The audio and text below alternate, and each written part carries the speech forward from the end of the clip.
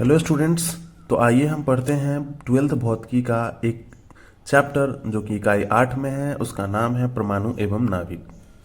तो परमाणु अलग एक चैप्टर है और नाभिक एक अलग चैप्टर है। तो पहले हम लोग पढ़ेंगे परमाणु। तो देखिए, परमाणु किसे कहते हैं? परमाणु को अंग्रेजी में एटम्स भी कहते हैं। किसी तत्व की सबसे छोटी इकाई, यानी तत्व एलिमेंट, तत्व की सबसे छोटी इकाई जो स्वतंत्र अवस्था में नहीं पाई जाती है लेकिन भौतिक या रासायनिक अभिक्रिया में भाग लेती है या ले सकती है, उसे परमाणु कहते हैं। तो परमाणु क्या है? तो कोई भी तत्व है, कोई भी एलिमेंट है, उसके सबसे छोटी इकाई है ना, जो स्वतंत्र अवस्था में तो नहीं होती है, यानी कि फ्री स्टेट में नहीं होती है, लेकिन भौतिक या रासायनिक अभिक्रिया में भाग लेती भी है या ले सकती है, तो उसे हम परमाणु कहते हैं।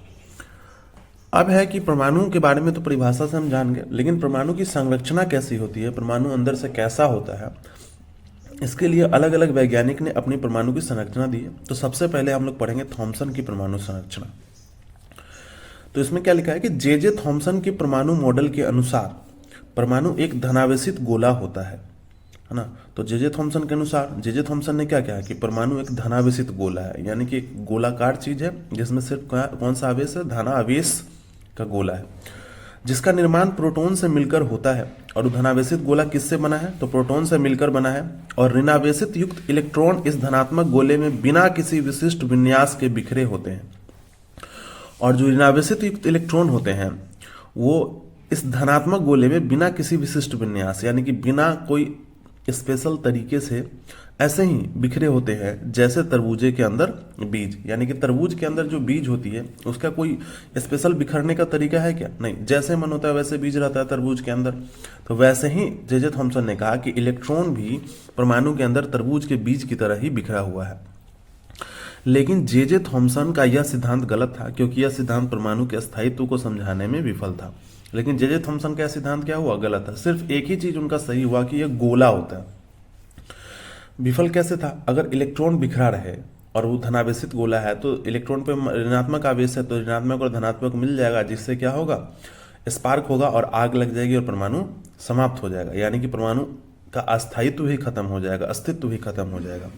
तो इस तरह से यह सिद्धांत क्या था? गलत था। अब थॉमसन के बाद रदरफोर्ड एक साइंटिस्ट थे, उन्होंने एक अल्फा कण यानी कि धनात्मक कण होते हैं, है ना, अल्फा धनात्मक कण के प्रकीर्णन का प्रयोग किया। उन्होंने क्या किया?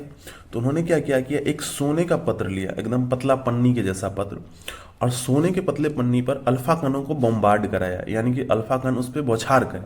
और बौछार करके उन्होंने उस प्रयोग को किया, और प्रयोग को करके कुछ उनको निष्कर्ष निकला, और उस निष्कर्ष के द्वारा उन्होंने परमाणु मॉडल दिया, जिसे रदरफोर्ड परमाणु मॉडल भी कहा जाता है। तो रदरफोर्ड परमाणु मॉडल के बारे में पढ़ने के लिए हम लोग को पहले अल्फा कणों के प्रकीर्णन का प्रयोग पढ़ना होगा। तो आइए देखते हैं।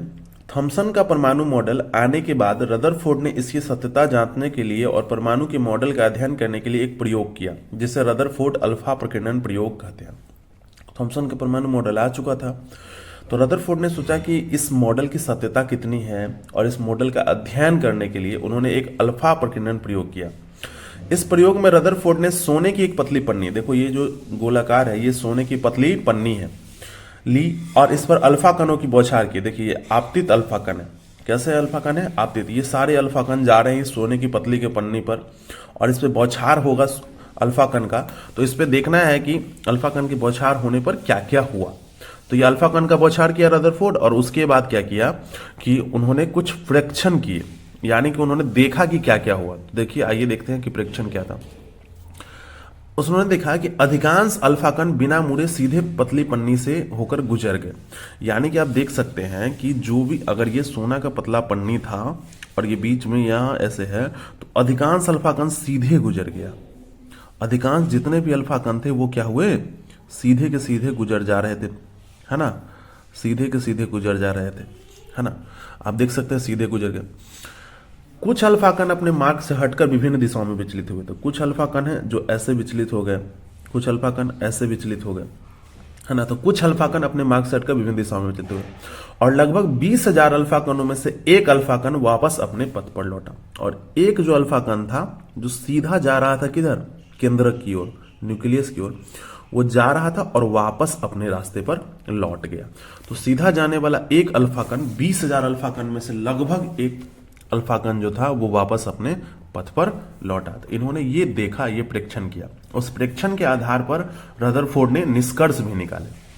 क्या निष्कर्ष निकाले? तो देखिए, परमाणु का अधिकांश भाग भीतर से खोखला होता है, इसलिए अधिकांश अल्फा कण सीधे गुजर गए। अधिकांश अल्फा कण क्या हुआ? सीधे गुजरे। इसका मतलब क्या है कि परमाणु का जो अधिकतर भाग है वो खाली है, खोखला है।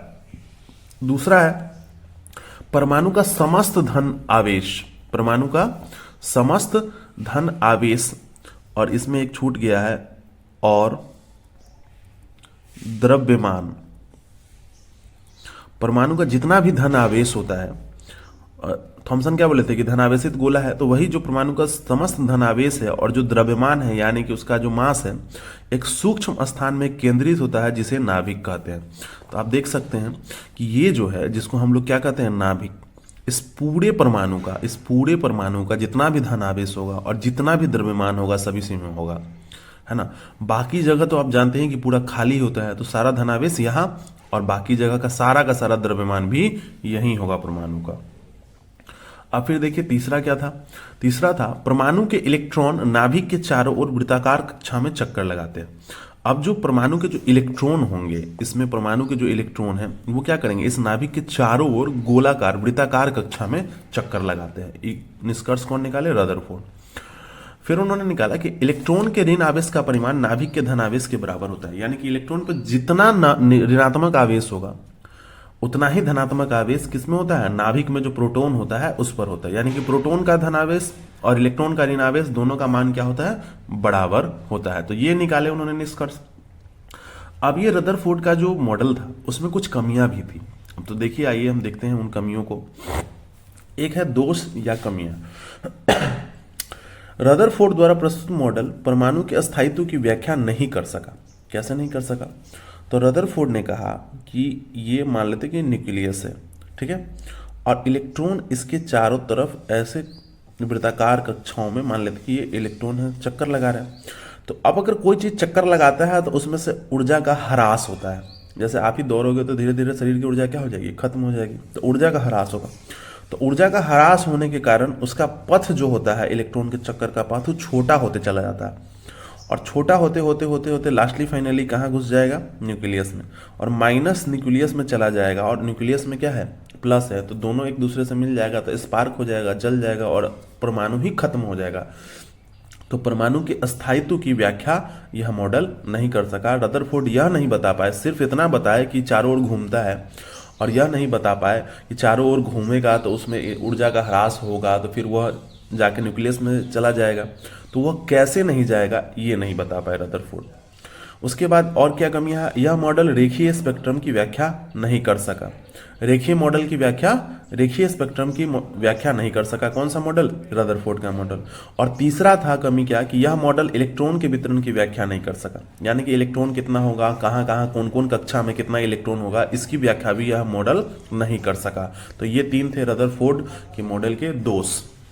तो उम्मीद है कि आपको अच्छे से समझ में आया होगा। तो मिलते हैं अगले वीडियो में, तब तक के लिए धन्यवाद।